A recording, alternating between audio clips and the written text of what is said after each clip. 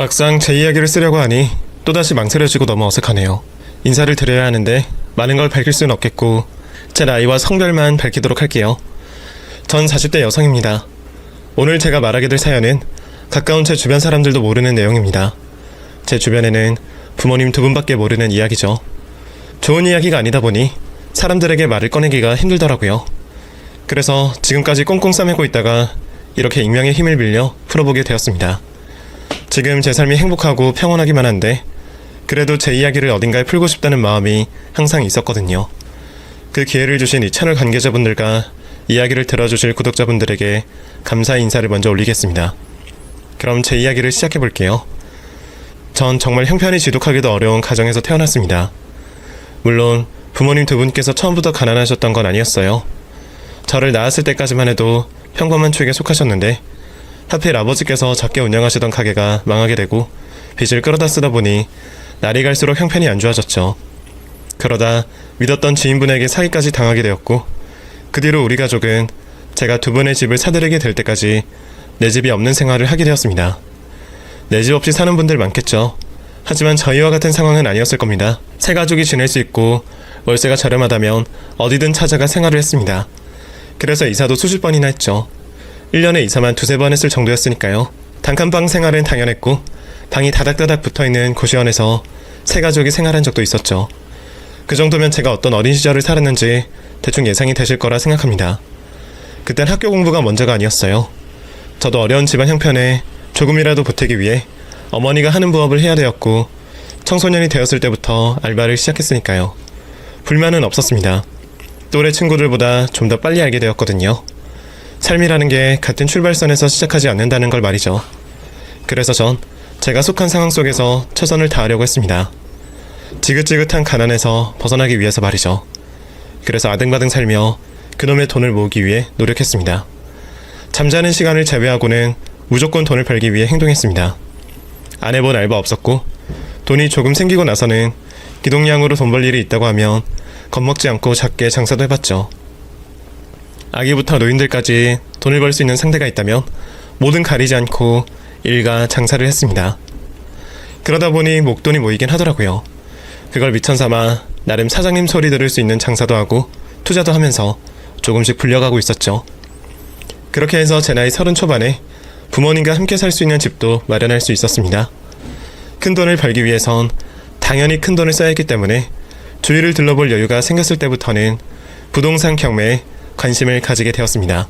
부동산 경매 학원을 다니며 돈 벌 공리를 하고 있을 때 오늘 이야기의 주인공인 남편을 그곳에서 만나게 되었죠.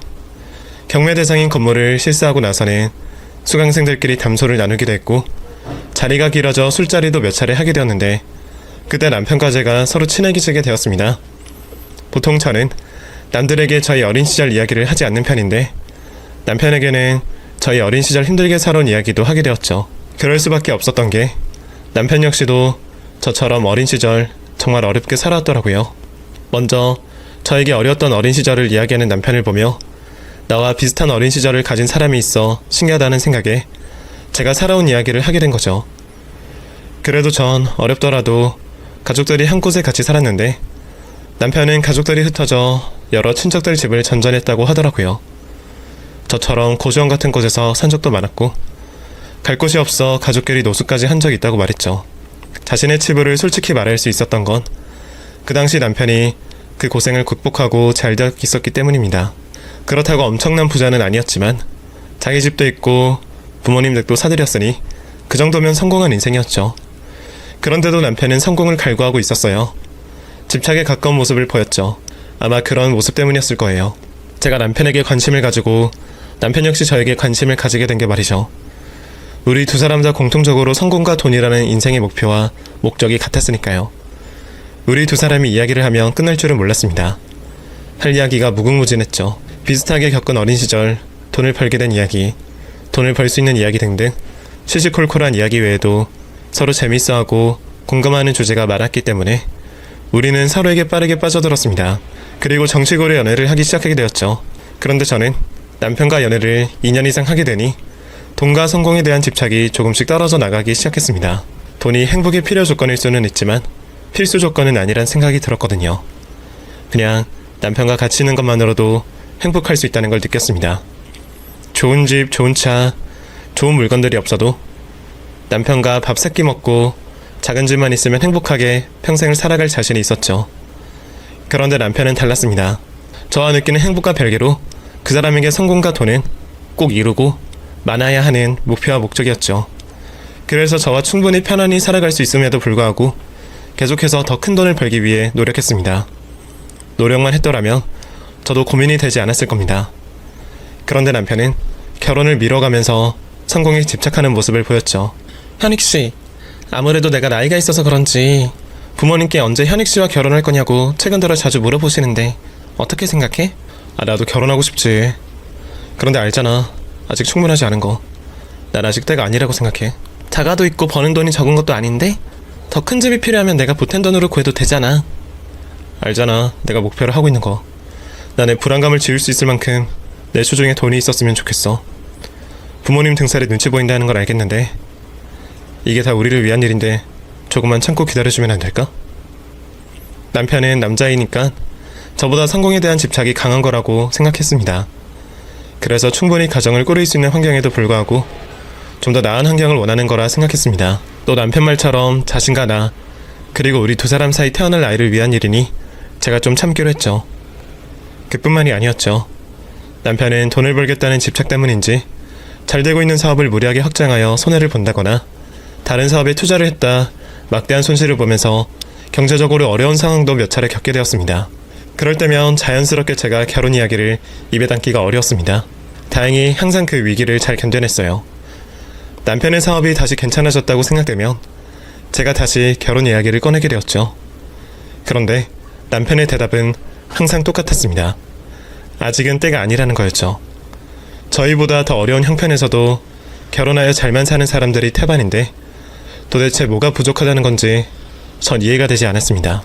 나이가 먹지 않는다면 상관이 없겠지만 안 그래도 30 초반에 만나 흘러가는 1년 1년이 아까운 상황에 매번 같은 핑계로 결혼을 미루는 남편에게 실망하게 되었죠. 그래서 결국 이별을 통보하게 되었습니다. 그런데 그럴 때면 남편이 울고불고 매달리며 꼭 저를 붙잡았습니다. 설연아, 결혼을 하든 연애를 하든 우리가 사랑하고 있으면 된 거지. 겨우 결혼 때문에 헤어지겠다고 하는 게 말이 돼? 우리가 10대 20대야? 나 벌써 30 중반이야. 곧 30 후반이고 내 또래 친구들 다 결혼하고 아이 낳고 사는데 나는?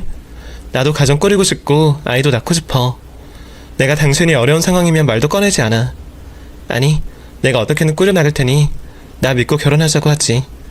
근데 당신 나랑 결혼해서 아이 낳고 사는데 문제 없잖아. 그냥 당신 기준에 지금의 형편이 맞지 않다고 결혼을 미루는 거잖아. 그 기준 언제 채워지는데? 벌써 5년이야. 결혼 이야기 나온 지 3년째고 이제 부모님께 핑계댈 거리도 없어. 이러다 헤어지기라도 하면 그땐 누굴 원망해? 사랑도 타이밍이야. 당신이랑 나는 타이밍이 맞지 않는 거고. 이러지 마. 내가 이렇게 무릎 꿇고 빌게. 내가 잘못했어. 딱 1년만.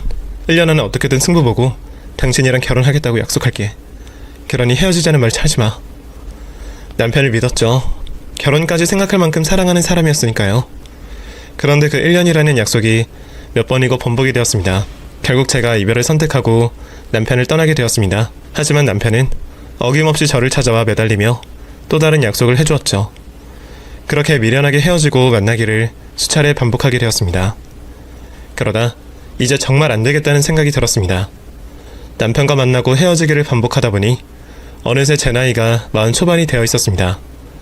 남편의 성공 기준이 너무 높다 보니 그걸 기다리다가는 결혼을 못할 것만 같더라고요. 그래서 제 주도하에 결혼을 진행하게 되었습니다. 어차피 양가 부모님들께서 저희 사이를 모르시는 것도 아니니 무작정 제가 편하고 제가 가능한 날에 양가 의견을 들어 결혼식을 준비하면 되겠다고 생각했죠. 그런데 이번에도 남편은 미온적인 반응을 보이며 조금만 더 시간을 달라고 했습니다. 조금만 더 기다려 달라니까? 도대체 왜 날 이해 못해줘? 당신도 어려운 어린 시절이 있어서 이해할 거 아니야. 나 아직 나 이외에 다른 사람을 책임지기까지 경제적으로 부족하다는 생각이 들어. 무섭다고. 이번에 시작한 사업만 잘 되면 내가 먼저 당신에게 청혼할 테니까. 아니, 이제 더는 없어. 만약 여기서 더 기다려달라고 한다면 나 당신 이제부터 다시는 안 만나. 당신이 오늘 거절하고 내일 사업이 잘 되어서 청혼을 한다고 해도 안 본다고. 당신 사업이 안 된다고 하더라도 상관없어. 우리가 힘든 상황이면 애 안 낳아도 돼. 그냥 당신이랑 나랑 둘이서만 돈, 형편에 상관없이 행복하게 살면 된다고. 그리고 당신이 직접 봐봐. 당신 정도면 괜찮게 사는 거잖아. 그런데 뭘 그렇게 불안해? 집 하나 있고 밥 세끼 먹을 걱정 없으면 된 거지. 결혼 후에도 우리 이 정도만 유지하면 아이 낳고 행복하게 살 수 있어. 당신 기준이 너무 높은 거지. 어쨌거나 난 분명히 내 입장 말했어. 거절하면 그냥 다 끝이야. 나도 더는 미련 없다고. 그러니까 확실히 결정해. 결국 남편은 마지못한 표정을 보이면서도 결혼을 하겠다고 말을 했습니다. 그때부터는 속전속결로 결혼 준비를 마치게 되었습니다. 주변에 결혼한 사람도 많고 저도 남편과 연애를 하면서 몇 번이고 결혼을 하려고 알아보았기 때문에 처음 하는 결혼 준비였지만 이미 여러 번 한 사람처럼 큰 시행착오 없이 준비를 마칠 수 있었죠. 양가 부모님 역시 한참 만에야 들려오는 저희 두 사람의 결혼 소식에 무척이나 반기는 모습이셨습니다. 정말 남편을 제외하고는 가족들, 주변 사람들 모두 다 저희들의 결혼 소식을 자신의 일처럼 축하해주고 기뻐하고 있었죠. 그럼에도 불구하고 남편은 앞으로 하게 될 결혼에 고민이 많아 보였습니다. 그때까지만 해도 이전처럼 경제적인 부분에 대한 남편의 괜한 우려로 그런 표정을 짓고 있다고 생각했죠. 그땐 정말 남편에게 어떠한 낌새도 느껴지지가 않았거든요. 그리고 그땐 제가 걸림돌 하나 없이 착착 진행되고 있는 결혼 준비에 신이 나서 알아차릴 정신도 없었죠. 그렇게 결혼식 날짜가 점점 더 다가오고 있었습니다. 정신없이 바쁘던 결혼 준비도 다른 준비를 다 끝내놓고 청첩장까지 돌리고 나니 여유가 생기더라고요. 가족들과 시간을 보내고도 남길래 남편과 앞으로의 미래에 대한 대화를 나눌까 했죠. 그런데 결혼식을 올릴 때쯤 유독 남편이 바빠졌습니다. 시댁 가족들과 시간을 보낸다고 하면 이해라도 될 텐데 이번에도 일을 한다고 정신이 없더라고요. 그때부터 조금씩 걱정이 되기 시작했죠. 또 저러다 일 때문에 결혼을 뒤엎으면 어쩌나 싶어서 말이에요. 그런데 그때는 남편을 믿는 수밖에 없었습니다. 결혼식을 올리고 신혼여행을 가기 전까지 미리 일을 끝내놓으려고 하는 줄 알고 있었죠. 그런데 저희 믿음은 남편 전화 한 통으로 깨지게 되었습니다. 내 문자 이제 봤어? 아무래도 결혼식 당일날 돌아와서는 뭘 챙기고 할 정신도 힘도 없을 것 같아서 신혼여행 짐 좀 미리 챙겼으면 하는데 뭐 챙겨갈지 좀 알려줘. 그게 아무래도 우리 신혼여행 못 갈 것 같은데. 뭐? 그게 무슨 말이야? 결혼을 했는데 신혼여행을 왜 못 가? 미안한데 정말 중요한 회사 일 때문에 그 주는 안 될 것 같아. 예약해놓은 거 다 취소해야 될 것 같은데. 전 그러면 당신 혼자서라도 다녀오던가. 뭐? 그걸 지금 말이라고 해? 남편 없이 가면 그게 신혼여행이야? 암만 해외여행이라고 하지만 내가 좋겠어? 뭐 어떻게 안 돼? 지금 예약 취소하면 돈도 제대로 못 돌려받아. 미안. 우리 다음에 더 근사한 곳으로 가자. 이번에는 정말 안 될 것 같아. 나 바로 일하러 가봐야 돼. 너가 예약 취소 못하겠으면 문자 남겨줘. 내가 다 할게. 그럼 끊는다. 일방적으로 신혼여행을 못 가게 되었다고 말하고 전화를 끊는 남편에게 정말 화가 났지만 어떻게 해서든 참으려고 했습니다. 제가 주도한 결혼이기도 했고 결혼식을 얼마 안 남기고 남편과 다투기 싫었거든요. 남편과 다툰다고 해서 신혼여행을 갈 수 있는 것도 아니었으니 참기로 했죠. 우선 위약금을 조금이라도 덜 내기 위해 비행기 티켓과 호텔 예약 등등을 취소하는 데 바빴습니다. 결혼식을 올리기 전부터 억만장창이 되어가고 있었죠. 그래서 결혼식 날까지 얼마나 긴장을 했는지 몰라요. 남편이 무슨 말을 하며 또 일을 망칠까 싶어서 말이죠. 그리고 제 예상처럼 남편이 사고를 쳤습니다. 결혼식 전날 모습을 감춘 거예요. 처음에는 연락이 안 되길래 회사 일에 집중을 하나 싶었죠. 그래서 회사를 찾아갔는데 온데간데 모습이 없는 거예요. 사무실에 있는 직원들 역시 남편이 출근을 하지 않았다고 했고요. 그렇게 경찰에게 신고까지 하며 남편을 찾아 나서게 되었고 공원 한쪽 주차장에 숨어있던 남편을 찾아냈습니다. 보아하니 내일 있을 결혼식 때문에 숨은 것처럼 보였죠. 그땐 저도 기분이 너무 나빠 이 결혼을 무르겠다고 화를 냈습니다. 그러자 양가 부모님들께서 남편을 혼을 내며 저를 달래려 하셨죠. 저랑 결혼을 하기 싫은 건지 자신의 기준에서 스스로가 모자라 결혼을 거부하는 건지 도대체 왜 그러는지 알고 싶었습니다. 그런데 도통 말을 하지 않더라고요. 그냥 미안하다는 말만 할 뿐이었죠. 어쨌거나 이번 일도 이렇게 넘어갈 수 있었고 이제 결혼만 하면 이런 일들도 끝일 거라고 생각했습니다. 결혼을 한 후 남편의 괜한 우려와 달리 별일 없이 평범하고 행복한 일상을 보내게 된다면 남편의 생각도 바뀔 거라고 확신했으니까요. 그런데 그날 밤은 혹시 몰라 시댁 부모님들께서 남편을 감시하며 지켰고 결혼식장까지 무사히 데려올 수 있었죠. 그리고 다행히도 무사히 결혼식을 올릴 수 있었습니다. 결혼식장까지 들어와 놓고는 돌발 행동을 하지 않더라고요. 그런데 역시나 그 이유가 문제였습니다. 결혼을 하고 난 후 3일 내내 집을 들어오지 않은 겁니다. 일 때문에 말이죠. 이제 막 결혼식을 올린 신부가 3일 동안 독서 공방을 하면 어떤 느낌인지 아세요? 내가 꿈이라도 꾼 건가? 내가 억지를 부려 결혼식을 올린 건가 싶고, 또 내가 문제인지 남편이 문제인지 헷갈리며 별의별 생각이 다 들게 됩니다. 저도 그 기간 동안 남편에게 화가 나서 연락 한 통 하지 않았습니다. 그리고 남편이 집으로 돌아오면 따져 묻겠다고 생각했죠. 그리고 딱 3일째에서 4일로 넘어가는 날 저녁, 남편이 집으로 들어왔습니다. 저는 집에 들어온 남편에게 고생했다는 말도 없이 곧장 따져 묻게 되었습니다. 당신 지금 뭐 하는 거야? 우리 결혼 안 했어? 일 때문에 외박을 할 거면 외박한다고 말이라도 해야 하는 거 아니야? 내가 당신 기다리는 개야? 왜 사람을 무시하는데? 아, 네가 나가면서 일 많다고 했잖아. 그리고 지금 이 상황 내가 만든 거야? 당신이 자초한 거 아니야? 뭐? 그러니까 내가 결혼하자고 우겨서 한 결혼이니 이런 생활도 감수하라는 거야? 그러면 내가 당신 성공할 때까지 기다릴까? 당신 성공 기다리다 할머니가 되더라도? 우리가 만난 기간만 따지면 무려 10년이야. 그리고 기다려도 프로포즈할 생각 없는 당신을 보고 헤어지겠다고 한 날 울고불고 매달리며 붙잡은 사람은 당신이라고. 그게 6, 7년간 계속되었어. 근데 이제는 내가 잘못한 거라고? 한창 나이 때 결혼 못하게 붙잡은 사람은 당신인데? 그래서 내가 결혼 미루자고 말했던 거 아니야. 나도 이것저것 다 따져보고 결정을 좀 하려고. 근데 잘됐다. 이렇게 된 거 오늘 말하지 뭐. 미안한데 우리 헤어지자. 뭐? 헤어져? 내가 뭐라고 좀 했다고 헤어지자고? 당신 미쳤어? 우리 결혼식 올린 지 일주일도 안 됐어. 그거 알아? 아이, 그러니까 지금 헤어지자고. 솔직히 말할게. 나 당신이랑 결혼 미루려고 했던 거 다른 사람이 있어서야. 당신이 결혼을 밀어붙일 때까지는 지금 만나고 있는 사람과 어떻게 될지 몰라서 내가 말 못했어. 나도 이렇게 되어서 참 난감한데 어쩌겠어. 요 며칠 전에 그 사람에게 결혼을 하게 되었다고 말했는데 그것도 상관없다고 하더라고. 안 그래도 언제 어떻게 말할까 했는데 당신이 이렇게 후회하는 모습 보여주니까 내가 한결 편하게 말을 할 수 있겠다. 당신도 나랑 결혼한 거 후회하나 본데 이쯤에서 정리하자. 결혼한 지 3일 만에 외도를 밝히고 헤어지자고 통보를 하는 미친놈이 제 눈앞에 있었습니다. 어이가 없어도 너무 없더라고요. 미친놈. 당신 미쳤어? 방금 전까지 나랑 한 말들 까먹은 거야? 그리고 나랑 보낸 10년의 시간들도? 그래, 우선 무슨 말인지 알겠어. 근데 이렇게까지 하면서 그 여자랑 만나려는 이유가 뭐야? 당신이 별 미친 짓을 해도 받아주는 여자, 지난 10년 동안 곁에 있어준 여자를 버리면 사회적으로 어떤 취급 받을 줄 알면서 이렇게 하는 이유가 뭐냐고. 뭐 그런 것들이 뭐 밥 먹여주냐? 아까 놓고 이야기할게. 그 여자 날 만족시켜주고도 남을 정도로 부자야. 다른 거 다 필요 없고 그걸로 모든 게 해결돼. 사랑? 나 당신 사랑했어. 근데 그것도 10년이 가까이 되니까 식어버리더라. 결국 남는 건 돈이야. 내가 이 고생하면서 살은 것도 돈 때문이었고. 그런데 그걸 해결해주는 여자가 생겼는데 사랑을 안 하겠어? 그 사람 당신이 나에게 채워주지 못하는 걸 엄청나게 가지고 있는 사람이야. 그러니까 헤어지자. 뻔뻔한 그 모습이 너무 가증스러워 제 손이 먼저 나갔습니다. 제가 남편의 뺨을 때리게 된 거죠. 이 쓰레기 같은 새끼. 뚫렸다고 아무 말이나 막 하지 마. 야, 적당히 좀 하자. 내가 좋게 이야기하잖아. 그러게 내가 결혼 미루자고 했을 때 미뤘으면 이런 일까지 안 겪었을 거 아니야. 나라고 지금 이 상황이 편한 줄 알아?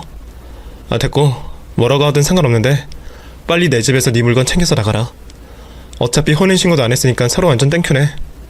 너도 그냥 좋은 남자 만나서 새 출발해. 이 거신년아.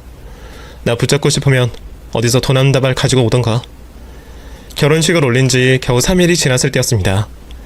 다른 사람 같았으면 이제 막 시작된 신혼생활로 인해 행복한 시간만 보내고 있을 때였죠. 그런데 나는 남편에게 평생 사랑해주겠다는 고백이 아닌 이혼해달라는 말을 듣고 있었어요. 그것도 모욕적인 말까지 들으면서 말이죠. 이럴 거면 애초에 결혼식은 왜 올린 건가 싶었습니다. 물론 이 결혼은 제가 주도를 했고 남편이 계속해서 미루려고 했지만 그 이유가 사업 때문이라고 그랬지 여자 문제라고는 하지 않았어요. 아무리 결혼이 코앞에 다가와 있었다고 해도 남편이 결혼을 미루고 고민하는 이유가 여자 문제였다는 걸 알았더라면 저는 조금의 고민도 없이 남편과 파혼을 하고 헤어졌을 겁니다. 그런데 이렇게 양가 식구를 포함해 주변 사람들에게까지 우리가 결혼을 올린 걸 공표한 마당에 외도를 밝히고 헤어지자고 요구하다니 남편이 정말 이기적이고 악질이라 생각이 들었죠. 또 개인적으로는 여자의 자존심이 완전히 무너져 버렸습니다. 내가 얼마나 매력이 없길래, 여자로 보이지 않길래 결혼한 지 겨우 3일 만에 당당히 헤어지자고 요구하나 싶어서요. 자존감은 땅바닥을 뚫고 지하로 내려갔죠. 자존감과 멘탈 모두 너덜너덜해진 상태였지만 그럼에도 불구하고 남편이 원하는 대로 해줄 수는 없다고 생각이 들었습니다. 흔히 말하는 악이 생긴 거죠. 남편과 헤어지더라도 지금 나를 버리고 가려는 여자를 떼어놓고 헤어져야 되겠다고 생각했습니다. 그래서 남편 옆에 꼭 붙어있기로 했죠. 어차피 신혼집이 남편 명의로 된 곳이니 이곳에 붙어있기로 했습니다. 물론 남편 역시 가만히 있진 않았습니다. 저와 헤어지기 위해서 또다시 가진 모욕을 쏟아냈고 짐을 챙겨 떠나겠다고 했죠. 야, 넌 정말 여자로서 자존심도 없냐? 아니면 이렇게까지 할 만큼 나를 포기 못하겠어? 그러면 내 첩으로 살던가, 어? 아니 근데 그럴 것도 아니잖아. 그럴 거면 그냥 좀 꺼져라, 어? 나 그 여자랑 결혼해서 인생 패한다니까? 그렇게 해. 지금 내가 당신 말리고 있어? 당신이 전에 한 말 맞다나 우리가 법적인 부부도 아니잖아? 네가 나가야 내가 정리하고 새 인생을 살지. 거머리 마냥 착하고 달라붙어있는데 뭘 어쩌라는 건데, 어? 야, 너 나이 많아서 빨리 결혼해야 한다며? 지금 나와도 노선이라고 빨리 애 낳아야 한다며? 아, 그럼 빨리 딴 놈 만나서 네 인생 살아라, 어? 내 옆에서 귀찮게 좀 하지 말고. 뭐 돈이라도 오라는 거야? 뭐 내가 좀 챙겨주면 조용히 떠나줄래? 아니, 나 돈 필요 없어. 나 당신이 옆에서 그 여자 떨어지게 할 거니까. 그러니까 당신 하고 싶은 대로 해. 나 신경 쓰지 말고. 남편에게 맞서서 말을 할 때는 어떤 일이 벌어져도 상관없다는 모습으로 당당하게 있었지만 대화를 마치고 뒤를 돌아서서는 후들거리는 다리를 겨우 버티고 있었을 만큼 정신적으로나 육체적으로나 힘들어하고 있었죠. 그래도 오기로 어떻게든 버티고 있었어요. 남편의 행복을 막기 위해서 말이죠. 그렇게 치욕스러운 나날들을 보내고 있던 저에게 뜻밖의 인물이 찾아왔습니다. 상간녀였죠. 자신을 제 남편의 상간녀라고 당당히 밝히는 여자의 모습을 보자 이것들이 쌍으로 날 놀리나 싶었습니다. 아무리 남편과 제가 법적인 부부 사이가 아니라고 하지만 사실은 관계였고 주변 사람들의 시선 역시 두 사람을 보고 불륜이라고 할 텐데 뭐가 그렇게 당당하다고 자신이 제 남편을 만나고 있다고 말하면서 저를 찾아오는 건가 싶었죠. 안녕하세요. 박현익 씨 아내분 되시죠? 네, 그런데 누구시죠? 처음 뵙겠습니다. 저 지금 박현익 씨가 만나고 있는 차혜진이라고 합니다. 연락도 없이 이렇게 불쑥 찾아와 죄송합니다. 그런데 제 쪽에서 이설현 씨 휴대폰 번호를 알아내는 게 쉽지 않아서요. 박현익 씨가 무슨 일이 생길까 그러는지 전화번호를 절대 안 알려주려고 하더라고요. 네? 그러니까 당신이 내 남편과 불륜을 저지르고 있다는 그 여자라는 말이에요? 지금 나가지고 장난쳐요? 당신한텐 이게 재밌어요? 아무리 뻔뻔하다고 하지만 어떻게 상간녀 주제에 나를 찾아올 생각을 했어요? 당신이 나 찾아오면 내가 반갑게 맞아줄 거라고 생각한 거예요? 당장 머리채를 잡고 여자를 내쫓아버리고 싶었지만 먼저 흥분을 할 수 없었습니다. 그리고 괜히 남편에게 꼬투리를 잡힐 만한 일을 만들지 않는 게 좋겠다고 생각되었죠. 그래서 무시를 하려고 했습니다. 그런데 여자가 문을 닫으려는 저를 붙잡더라고요. 잠시만요. 오해하고 계시는 거예요. 저 박현이 그 인간 사랑하지 않아요. 그리고 그놈에게 설현 씨가 곁에 있다는 것도 몰랐고요. 제가 그놈과 만나고 있는 건 개인적인 복수를 하기 위해서입니다. 그러다 최근에 설현 씨가 무슨 상황에 있는지 박현이 그 사람에게 들어서 알게 되었고요. 행복한 신혼생활을 깬 제가 설현 씨를 찾아올 염치가 없다는 걸 알지만 알려드려야 된다고 생각했어요. 또 사과를 해야 된다고 생각했고요. 그러니 잠시만 제 이야기를 들어주시겠어요? 그 이야기를 듣자마자 이번엔 또 무슨 속셈이냐며 따지고 싶었지만 그 여자의 얼굴이 너무나도 진실되어 보였습니다. 그리고 그때 그 여자 말을 듣는다고 해서 저의 상황이 달라질 게 없었어요. 의심을 하면서도 여자를 집안으로 들이게 되었죠. 자신을 차혜진이라고 밝힌 여성은 저에게 지금까지 무슨 일이 있었고 어떤 이유로 남편에게 접근을 했는지 그리고 자신의 목적이 무엇인지 설명해주기 시작했습니다. 박현익에 대해서 얼마나 아시고 계세요? 가난하고 불우한 가정에서 자랐다. 그래서 무엇보다 성공을 최우선으로 하는 사람이라는 것 말고 말이에요. 혹시 설현씨 만나기 전에 무슨 일을 하고 다녔는지 알고 계세요? 그냥 이것저것 장사 같은 것도 하고 사업도 해본 걸로 알고 있어요. 저와 처음 만났을 때 하던 사업도 그때 번 돈을 미천삼아 하고 있었다고 했고요. 이것저것이라 그렇게 얼렁뚱땅 넘어가면 그 인간이 저지른 악행도 덮어지는 거였네요. 악행이요? 네. 그 인간 처음에 무슨 일로 돈을 벌게 된 줄 아세요? 사기예요. 사기. 남의 눈에 피눈물 나게 만든 사람이 그 인간이라고요. 저희 가족 말고도 그놈, 그리고 그놈들 패거리들한테 사기당한 사람이 수두룩하게 있어요. 제가 박현이 그 인간에게 복수를 하려는 이유도 그 때문이고요. 그 뒤로 듣게 된 남편의 몰랐던 모습은 정말 충격적이었습니다. 정말 돈에 미쳐있던 사람이었습니다. 남편은 자신이 알고 지내던 사람들과 함께 투자 사기를 쳤다고 합니다. 그걸 폰지 사기라고 하던데 쉽게 말하면 돈을 돌려막는 사기였습니다. 투자를 한 사람들에게 높은 이율을 보장해주고 다른 사람들을 끌어들여 이자를 보장해주는 사기였죠. 남편뿐만 아니라 바람을 잡아줄 지인들까지 있었으니 투자 사기를 시작한 초반에만 몇몇 사람들을 구슬리고 꼬시기만 하면 그때부터 남편과 지인들이 나서지 않아도 되었다고 했습니다. 투자를 한 사람이 또 높은 이율을 받을 수 있는 등급으로 올라가기 위해 다른 피해자를 데리고 와야 했으니까요. 혜진 씨의 아버님 역시 그런 폰지 사기의 피해자라고 했습니다. 절친한 지인분에게 투자 소개를 받은 뒤 약속 날짜에 맞게 따박따박 들어오는 이자를 보시곤 가족과 친척뿐만 아니라 지인들에게도 소개를 하고 투자를 받게 하셨다고 했죠. 하지만 모든 폰지 사기의 끝이 그렇듯 아버님은 결국 이자는 물론이고 넣어둔 원금까지 다 잃게 되셨습니다.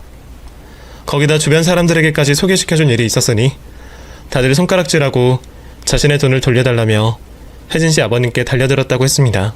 결국 그 일로 인해 혜진 씨의 부모님은 이혼을 하게 되었고 가족들은 뿔뿔이 흩어져 생활하게 되었다고 하네요. 그런데 문제는 박현익 제 남편은 별다른 처벌을 받지 않았다는 거였습니다. 자신을 소송한 피해자들과 합의를 하게 되었다고 했어요. 합의를 해준 피해자들이 그럴 수밖에 없던 게 돈 몇 푼이라도 돌려받아야 하는 상황이니 피해자임에도 불구하고 가해자인 남편이 갑인 입장에서 합의금을 흥정하고 합의를 하며 푼돈을 받게 된 거였죠. 그리고 두 번째로는 처벌 자체가 약했다고 합니다. 남편이 처벌을 피하기 위해 투자를 하긴 했었거든요. 사람들과 계약을 하면서 작성한 계약서에 투자 위험성에 대한 내용도 적혀져 있었고요. 그러한 이유로 사기에 대한 고의성을 밝혀내는 게 어려웠다고 했습니다. 법원의 판단은 고의성이 없다고 나왔고요. 그 결과를 두 눈으로 똑똑히 보고 있던 혜진 씨는 분통을 터뜨렸다고 했습니다. 그리고 제 남편에게 복수를 하겠다고 다짐하게 되었다고 말했죠. 그래서 다른 것은 신경 쓰지 않고 남편의 눈에 띄기 위해 돈 버는 일에만 열심히 했다고 합니다. 남편이 혹할 만한 부자처럼 보이기 위해서 말이죠. 제 남편을 망가뜨리는데 진짜 부자가 될 필요가 없다고 생각했다고 합니다. 혜진 씨의 아버님이 당한 것처럼 잔뜩 기대를 주어 가장 높은 곳에 있을 때 떨어뜨리면 된다고 생각한 거죠. 그래서 재력가의 딸 흉내를 낼 돈만 있으면 된다고 생각을 했다고 했네요. 그리고 그녀가 생각한 것처럼 재력가 딸 행세를 하면서 남편을 만나게 되었고요. 혜진 씨의 목적은 제 남편이 가진 돈을 잘못된 투자처로 투자하게 만들어 전부 다 날려버리는 거라고 했습니다. 그래서 지금 남편의 신뢰를 얻어가고 있는 중이라고 했죠. 그런데 혜진 씨가 예상하지 못한 제가 나타난 겁니다. 남편이 혜진 씨에게 저의 존재를 말하지 않았던 거죠. 그러다 혜진 씨가 자신과 만나고 결혼할 생각이 있다는 걸 알자 방향을 틀게 된 겁니다. 혜진 씨는 제 남편을 속이기 위해 생각 없는 여자처럼 자기에게 온다면 아무것도 상관없다며 행동을 했고요. 혜진 씨는 저의 존재를 남편과 만나기 전에 알게 되었더라면 다른 방법을 생각했을 거라고 했습니다. 그리고 저에게 많이 미안해했죠. 그 말들 전부 쉽게 믿을 수는 없었지만 혜진 씨는 그런 저의 생각을 예상이라도 한 듯 사전에 정리를 해놓은 자료들을 저에게 보여주었고 그 자료들을 보며 저는 혜진 씨의 말이 모두 사실임을 믿을 수 있었죠. 정말 충격적이긴 했습니다만 생각해보니 별로 놀랄 일도 아니다 싶었습니다. 지금 제가 남편에게 겪고 있는 걸 보면 그럴 만한 인물이라고 생각이 되었으니까요. 그리고 혜진 씨가 어떤 목적으로 접근을 했든 간에 어쨌거나 남편이 저와 만남을 이어가고 있을 때 바람을 핀 건 마찬가지였습니다. 꼭 혜진 씨가 아니라도 어느 누구라도 남편은 외도를 가졌을 거예요. 이런 남자와 결혼을 했다는 실망감에 저에게 화살이 돌려졌습니다. 그래서 분통도 터뜨리지 못하고 멍하니 바닥을 보고 있었죠. 그러자 혜진 씨는 다시 한 번 더 저에게 사과를 했습니다. 그런데 그 순간 그런 것들이 다 상관없고 느껴졌습니다. 제가 직접 하는 복수는 아니었지만 남편에게 복수를 할 수 있다는 것만으로도 전 너무 만족스러웠으니까요. 사실 악으로 남편 곁에서 버티고 있었지만 제가 그런 행동을 얼마나 더 버틸 수 있을지 장담할 수 없었고 그런 발악을 한다고 해도 남편이 만나고 있는 여자가 떨어져 나갈지 알 수가 없었죠. 그런 상황에 혜진 씨의 존재와 남편에게 복수를 하겠다는 목적은 어두컴컴한 저에게 한 줄기 빛과 같은 모습으로 보였습니다. 저도 모르게 저에게 미안하다며 사과를 하고 있는 혜진 씨를 얼싸안고 한참 동안 고맙다고 말했습니다. 혜진 씨 역시 저의 상황은 정확히 알지 못했지만 제가 하는 행동으로 어렴풋이 느꼈는지 밀어내려 하지 않고 저를 다독여 주었죠. 혜진 씨를 안고 있었던 저는 문득 도움이 되고 싶다는 생각이 들었습니다. 그리고 제 손으로도 남편을 복수하고 싶다는 생각이 들었죠. 그래서 제가 도울 일은 없는지 혜진 씨에게 묻게 되었습니다. 혜진 씨, 제가 도울 일이 있다면 도울게요. 물론 세워둔 계획이 있겠지만 더 도움이 된다고 하거나 제가 손으로 할 수 있는 일이 있다면 맡겨주세요. 저 그 인간에게 꼭 복수하고 싶어요. 그 인간과 결혼하겠다고 행복한 가정 꾸리겠다고 허비한 제 인생이 언 10년이에요. 그런 놈한테 뭐라도 하고 싶지 않겠어요? 그래서 결혼한 지 3일 만에 다른 여자와 결혼한다고 당당히 밝히는 놈에게 지금까지 내 손해라는 걸 알면서도 곁에 붙어 있었던 거고요. 혹시 나 때문에 지금의 계획이 위험해진다면 안 되겠지만 그렇지 않는 선에서 내가 할 수 있는 게 있다면 하고 싶어요. 저도 그놈에게 복수를 하고 싶다고요. 괜찮겠어요? 철현 씨가 돕지 않는다고 해도 박현이 그놈 나락으로 떨어지는 걸 볼 수 있을 거예요. 그런데 괜히 복수심에 저를 도왔다가 평생 마음의 짐이라도 생기면 어떻게 하시려고요? 저야 박현이 복수 하나 보고 살아온 삶이라 복수를 한 뒤에 생길 마음의 짐이나 뒤바뀐 삶을 감당한다지만 철현 씨는 아닐 수도 있잖아요. 그냥 박현익에게 벌어지는 복수 보고 계시나 다시 원래 삶으로 돌아가실 수 있잖아요. 후회하실 수도 있어요. 제가 방금 말씀드렸잖아요. 무려 10년이라고. 제 손으로 그 인간 그렇게 만들었다고 측은한 마음 생기거나 마음의 짐이 생기지 않아요. 오히려 내 손으로 복수하지 못한 것에 대한 후회만 남을 것 같지. 그러니 부탁할게요. 내가 도울 수 있게 해줘요. 제 두 눈을 보며 복수에 대한 진심을 확인한 혜진 씨는 남편에게 복수를 할 수 있는 기회를 주었습니다. 그럼 저야 고맙죠. 든든한 조력자가 생기는 건데. 안 그래도 이 사람 속을 훤히 알 수 있는 사람이 필요했거든요. 저를 사랑한다고 믿는다고 하지만 그 인간 속을 알 수가 없으니까요. 그래서 말인데 설현 씨가 박현이 그놈 재산 내역 좀 자세히 알려주시겠어요? 그리고 주변 인간관계에 대해서도 좀 알려주세요. 그럼 두 번 다시 재기할 수 없게 만들려면 그것들이 필요해요. 아, 그리고 설현 씨에게 힘든 부탁일 텐데 지금처럼 그놈 좀 잡고 있어주세요. 아무래도 안달이 나야 판단력이 흐려질 테니까요. 또 그 녀석이 먼저 제시하는 돈이 있다면 다 받으세요. 복수하고 나서 남는 게 뭐가 있겠어요?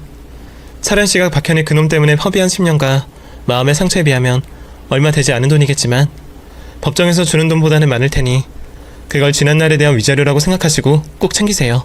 혜진 씨가 하고 있는 행동에 비하면 별것 아닌 일이었습니다. 하지만 남편을 떨어뜨리기 위해서 꼭 필요한 정보와 행동들이었죠. 저는 제가 맡은 바를 충실히 실행했습니다. 우선 남편의 재산을 알려주는 건 어렵지 않은 일이었습니다. 연애를 하던 시절부터 통장에 몇 개 있고 만약을 위한 비상금을 얼마나 따로 보관하는지도 알고 있었으니까요. 그래도 혹시 몰라 남편이 집을 나간 틈을 타 집안 구석구석 뒤지며 제가 모르는 재산이 있는지 확인을 했죠. 그리고 남편이 컴퓨터를 켜놓고 딴짓을 하고 있으면 몰래 확인을 하며 무슨 주식과 코인을 가지고 있는지 예치한 돈은 얼마인지 틈틈이 확인을 했습니다. 제가 모르는 돈이 있을지 모르겠지만 어차피 남편 재산의 근사치만 있으면 되었기 때문에 제가 알아낸 것만으로도 충분하다고 혜진 씨가 말해주었습니다. 그리고 그 다음은 남편의 주변 사람들에 대해 혜진 씨에게 남편과의 관계를 알려주는 것이었죠. 아주 자세히 말이에요. 오히려 이 부분이 저에게 더 힘든 내용들이었습니다. 10년 넘게 남편과 만나오면서 주변 사람들을 빠삭하게 알고 있었지만 혹시 그동안 관계가 틀어졌거나 서로에 대한 감정이 달라졌을 수도 있었으니까요. 그나마 다행이었던 건 남편이 아직 주변 사람들에게 저와 이혼을 하겠다고 알리지 않았다는 거였죠. 그래서 결혼식 날 참석해준 것에 대한 감사의 인사를 하는 것처럼 연락을 하여 한 번 더 확인을 하게 되었습니다. 혜진 씨가 남편 주변 사람에 대한 정보가 필요했던 것은 남편이 그 사람들의 돈까지 끌어들이거나 빌려오게 하려는 이유였습니다. 남편 재산만으로 폭삭 망하게 한다고 해도 성공에 목숨을 건 남편이라면 또다시 일어날 줄 모른다며 확실히 밟아놔야 한다고 했죠. 그래서 감당할 수 없는 빚을 만들어야 된다고 했습니다. 그리고 이왕에 빚을 만들게 할 거면 과거 남편의 사업에 도움을 준 사람들의 돈으로 해야 된다고 했죠. 그래서 그 사람들을 중심으로 재산에 대한 정보와 남편의 관계를 알아본 뒤 혜진 씨에게 알려주었습니다. 그리고 가장 중요한 건 제가 거머리처럼 남편을 붙잡아 안달나도록 만드는 거였죠. 그렇게 해야 남편이 제대로 된 판단을 못하고 혜진 씨의 계획을 의심하지 못했으니까요. 남편은 제가 가진 수모를 당하면서도 자신의 옆에 있는 걸 보며 치를 떨며 제발 떠나달라고 사정사정을 하였죠. 아이, 너 정말 언제까지 이러려고 그래? 어? 그래, 당신이 원하는 것처럼 네가 지금 만나는 사람이랑 헤어졌다고 치자. 그럼 내가 불행해질 거라고 생각해? 불행해지는 건 내가 아니라 당신이지. 말했잖아. 한 살이라도 어릴 때 다른 남자 만나서 결혼하고 애도 낳고 행복하게 살라니까. 아, 왜 나한테 붙어서 이래? 어? 당신만 불행해지게? 배신감 때문이라면 내가 시간을 되돌려줄 수는 없으니까 그거 돈으로 줄게. 양가 부모님과 주변 사람들한테는 성격 차이로 헤어졌다고 하면 이상하게 생각하지 않을 거야. 그런 사람들 많으니까 제발 이제 좀 떨어져줘라. 어? 매일 이게 뭐 하는 거냐? 어? 요즘 따라 이혼 관련해서 말이 많아지는 걸 보면 그 여자 쪽에서도 인내심이 다 떨어져 가는가 보지? 그럼 내 계획대로 되고 있네. 그런데 내가 왜 당신을 놓아줘? 나 걱정하는 척하지만 결국에는 당신 쫄려서 그런 거지? 그 여자가 떠날까봐.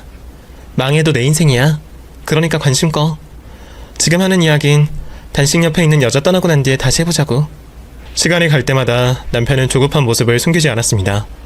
물론 위험하기도 했죠. 자기 뜻대로 되지 않자 저를 협박하기도 했고, 화를 참을 수 없는지 집안 물건을 부수며 폭력을 쓰기도 했습니다. 저도 어쩔 수 없이 여자였기 때문에 폭력적인 모습을 보이는 남편에게 겁을 먹긴 했지만, 조만간 헤어나오지 못하는 절망에 빠질 남편을 상상하며 또 남편을 그렇게 만들어줄 혜진 씨를 믿으며 아무렇지 않은 척 참아내고 있었죠. 결국 남편은 저에게 거절할 수 없는 금액을 제시하며 자신에게 떠나달라고 했습니다. 나랑 헤어져 주면 네 돈 줄게. 당신 잘 생각해봐. 내가 이혼 소송을 하고 별 난리를 다친다고 해도 당신 이만큼의 돈 못 받아. 우리 결혼한 지 3달도 안 됐어. 고작 3달이면 그거 가지고 재산분할 청구도 제대로 못해. 그런데 내가 지금 당신이 조용히 헤어져 주기만 하면 내가 이걸 위자료 명목으로 주겠다고 하는 거야. 어? 이제는 정말 당신이 안쓰러워서 그래. 내가 잘못했는데 이제 와서 뭘 어떻게 되돌리겠어. 내가 이렇게 빌게. 내가 잘못했어. 근데 너나 나나 이제 좀 손 좀 쉬면서 살자. 나랑 헤어지고 죽을 것도 아니잖아. 현재 최선의 방법을 찾아야지. 그때가 남편과 끝을 내는 시간이라고 생각들었습니다. 혜진 씨에게 진행되고 있는 상황을 한 번 더 확인한 후 남편에게 그 돈을 준다면 헤어져 주겠다고 약속을 했죠. 기뻐해야 하는 건 저였는데 되려 남편이 펄쩍대며 좋아를 했습니다. 앞으로 자신에게 벌어질 미래를 모르고 말이죠.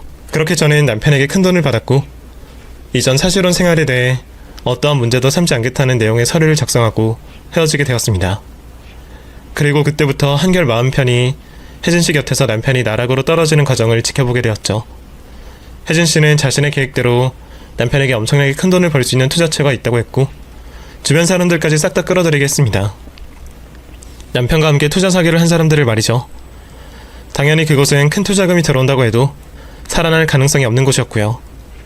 남편이 그 투자처의 정체를 알게 되었을 때는 이미 늦은 상황이었습니다. 자신이 평생 벌어온 돈을 다 잃게 된 순간이었죠. 그리고 자신이 혜진 씨에게 속았다는 것까지 알게 되었습니다. 그때 저도 그 옆자리에 함께 하게 되었죠. 혜진 씨, 왜 나한테 이런 짓을 한 거예요? 이거 장난이죠? 당신이 나한테 이렇게 할 이유가 없잖아요.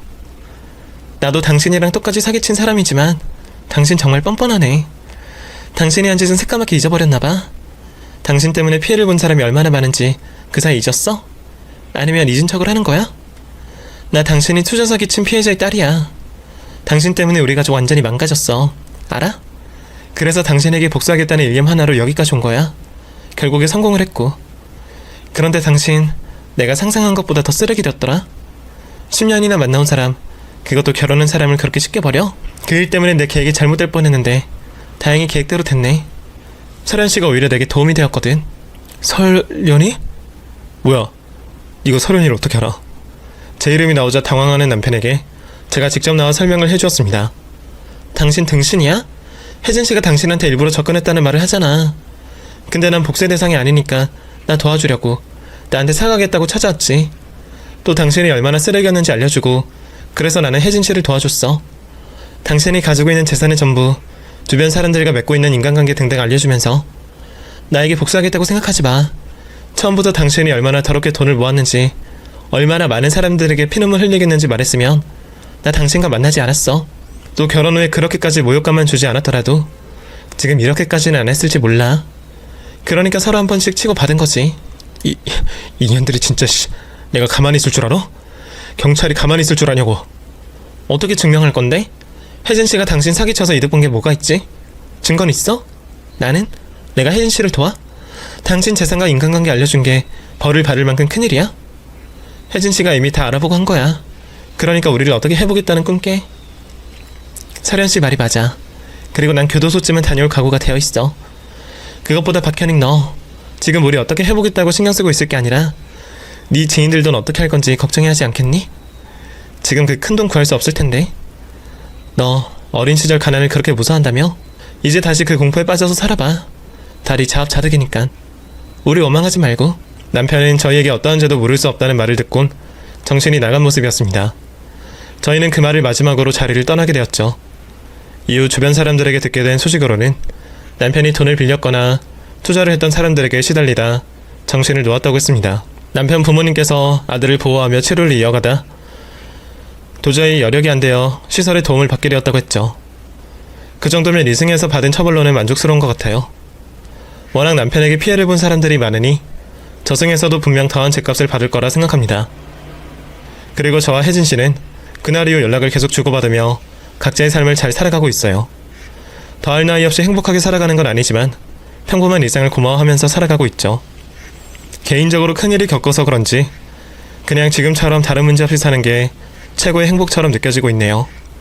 앞으로도 지금처럼만 살았으면 좋겠습니다. 그럼 저는 여기서 인사를 드리고 글을 마치도록 할게요. 읽어주셔서 감사하고 다들 건강하시길 바라겠습니다.